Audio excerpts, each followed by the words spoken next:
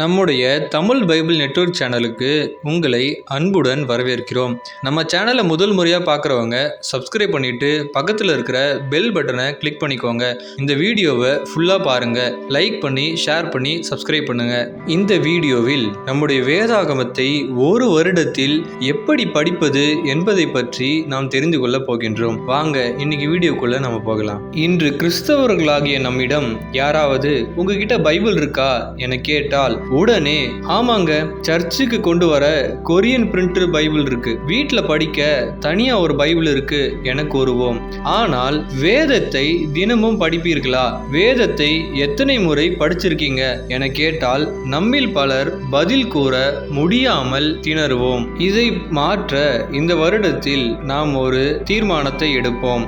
கிறிஸ்தவர்களாகிய நாம் ஒவ்வொருவரும் தேவன் நம்முடைய கைகளில் எழுதி கொடுத்த வேதாகமத்தை தவறாமல் தினமும் படிப்போம். நாம் இந்த வீடியோவில் ஒரு வருடத்தில் பைபிள் படித்து முடிப்பது எப்படி என்பதை தெரிந்து கொள்ளப் போகின்றோம். முதலாவதாக பைபிள் ஏன் படிக்க வேண்டும் என்பதை தெரிந்து கொள்வோம். வனாந்திரத்தில் இஸ்ரவேல் ஜனங்கள் பசியிலிருந்து சோர்விலிருந்து மீள்வதற்காக தேவனால் வானத்தில் இருந்து மன்னா அருளப்பட்டது. அதே போல ஆவிக்குரிய இஸ்ரவேலர்களாகிய நாமும் கூட வனாந்திர இந்த வாழ்க்கையின் சூழ்நிலையில் ஜீவிப்பதற்கு பரலோக மன்னாவாகிய வேத வசனங்களை ஆண்டவர் நமக்கு கொடுத்துள்ளார். இதைத்தான் நாம் மத்தேயு 4 அதிகாரம் 4 மனுஷன் அப்பத்தினாலே மாத்திரமல்ல தேவனுடைய வாயிலிருந்து புறப்படுகிற ஒவ்வொரு வார்த்தையினாலும் பிழைப்பான் என்று வாசிக்கின்றோம். ஆம், புயல் வீசும் கடலில் கிறிஸ்துவுக்குள் நம்மை நங்கூரமாக வைக்க மிகவும் உதவியாக இருப்பது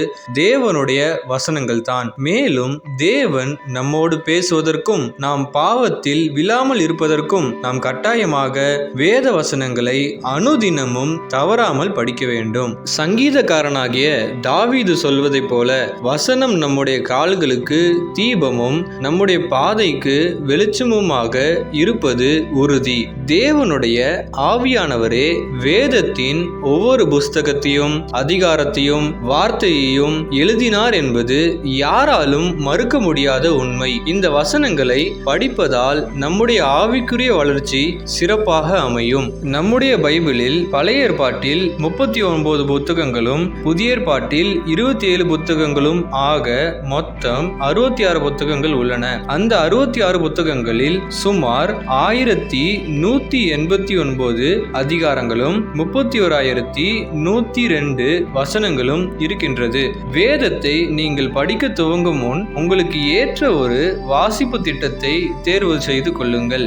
நீங்கள் வேதத்தை படிக்க வரிசைப்படியாகவோ பழைய ஏற்பாடு மற்றும் புதிய ஏற்பாடு கலந்ததாகவோ அல்லது கருப்பொருட்களை சார்ந்ததாகவோ அல்லது ஒரு ஆண்டு வாசிப்பு திட்டங்களையோ பயன்படுத்தலாம். உதாரணமாக பழைய ஏற்பாட்டில் உள்ள 929 அதிகாரங்களை படித்து முடிக்க தினமும் 2 அல்லது 3 அதிகாரங்களை படிக்கலாம். புதிய ஏற்பாட்டில் உள்ள 260 அதிகாரங்களை ஒரு வருடத்திற்குள் படித்து முடிக்க தினமும் ஒரு அதிகாரத்தை படிக்கலாம். வேதத்தில் உள்ள 31,102 வசனங்களை படித்து முடிக்க தினமும் 80 to 90 வசனங்களை, அதாவது பைபிளில் 3 முதல் 4 பக்கங்களை படிக்கலாம். அடுத்ததாக வாசிப்பதற்கான சரியான முறை பற்றி தெரிந்து கொள்வோம். இதை கேட்டு கொண்டிருக்கும் நீங்கள் அனைவரும் டிராபிக் சிக்னலில் உள்ள 3 லைட்டுகளை நிச்சயம் பார்த்திருப்பீர்கள். சிவப்பு என்றால் நில், மஞ்சள் என்றால் கவனி, பச்சை என்றால் செல்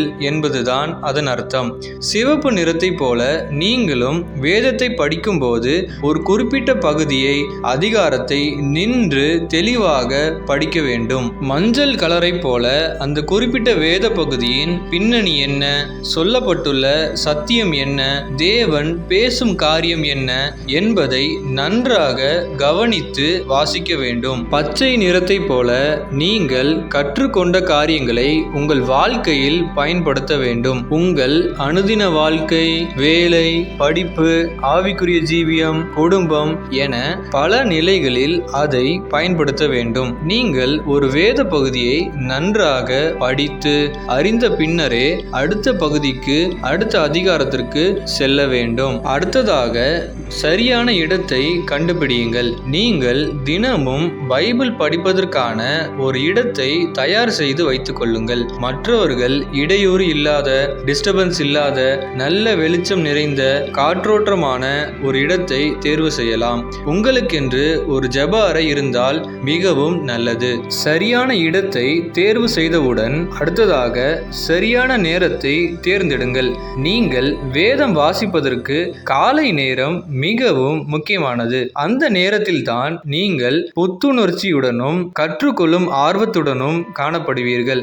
இதை பற்றி தான் நம்முடைய வேதமும் நீதிமொழிகள் 8ஆம் அதிகாரம் 17ஆம் வசனத்தில் அதிகாலையில் என்னை தேடுகிறவர்கள் என்னை கண்டடைவார்கள் என கூறுகிறது. வேதம் வாசிப்பதற்கான நேரத்தை தேர்வு செய்த பிறகு அதை தொடர்ச்சியாக பின்பற்றுங்கள். குறைந்தது 20 முதல் 30 நிமிடங்களாவது தினமும் வேத வசனங்களை வாசியுங்கள். ஒருவேளை சில நாட்கள் உங்களால் குறிப்பிட்ட அதிகாரங்களை படிக்க முடியாவிட்டால் நீங்கள் அதை மற்றொரு நாளில் ஈடு செய்யலாம். உதாரணமாக சண்டே நீங்கள் ஆலயத்துக்கு சென்ற பிறகு வந்து அதை வாசிக்கலாம், ஈடு செய்யலாம்.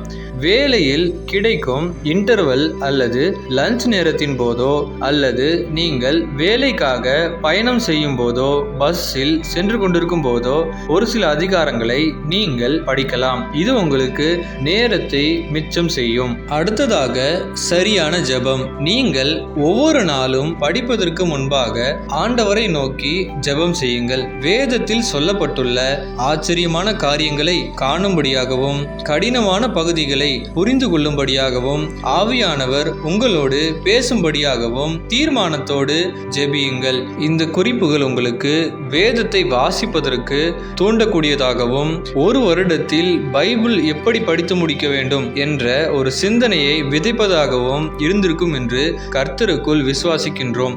நம்முடைய தமிழ் பைபிள் நெட்வொர்க் சேனலை உங்கள் நண்பர்களுக்கு அறிமுகப்படுத்துங்கள். ஆண்டவர் தாமே உங்களை ஆசீர்வதிப்பாராக. ஆமேன்.